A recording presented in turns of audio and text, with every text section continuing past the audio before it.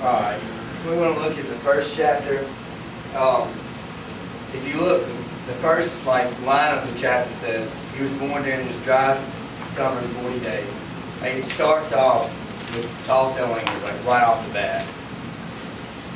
And if you go through, in this chapter, it's about the birth, when he was born and everything. So if you look, on page 6, about midway through it says, the day he was born, the wife's heart stopped briefly, and she said, and it goes on. It's almost like, if you look in the Bible when Christ was born, there's a lot of references in this chapter, because keep looking toward the end, he talks about how it rained, the cloud, they all gathered around and watched this big cloud.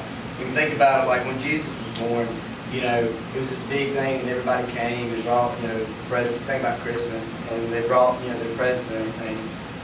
And so the whole idea of it raining, it's almost like he was, I guess you could say baptized.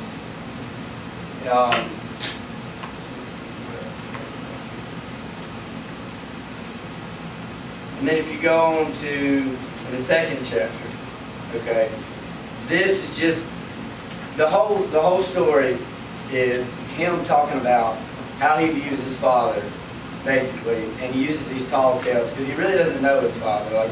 He's kind of mixed up about, his feelings towards his father. He's trying to figure it out.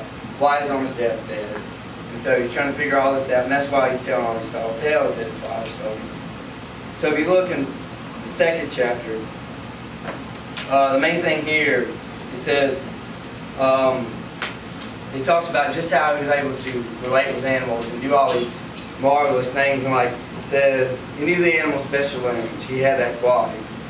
So, it's a real short chapter basically, but just, again, it's just trying to emphasize that he could, do these spectacular things that, a lot of normal people couldn't do, and just paint the picture of how he thought his dad was so, marvelous.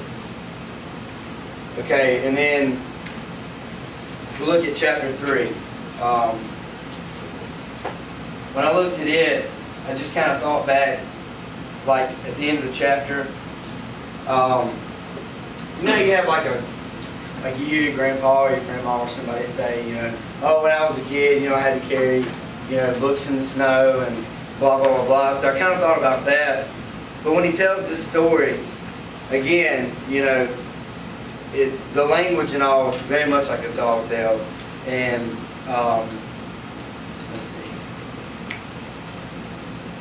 If you look on page 11, it says, after breakfast, he climbed down from the tree and walked 6 miles to the little schoolhouse. Saw a man frozen in blocks of ice on the way there. Brought frozen cells, too, didn't know. He made it. He was a couple of minutes early, in fact. So then again, he saw all this stuff, but he was just on top of it. He was still able to get to class on time, and then look, if you look at the very last sentence in there, true story. It's just emphasizing that, this is just, he was just able to do it because, he was awesome. Yes. Okay. And then, we go on to chapter 4, this great promise.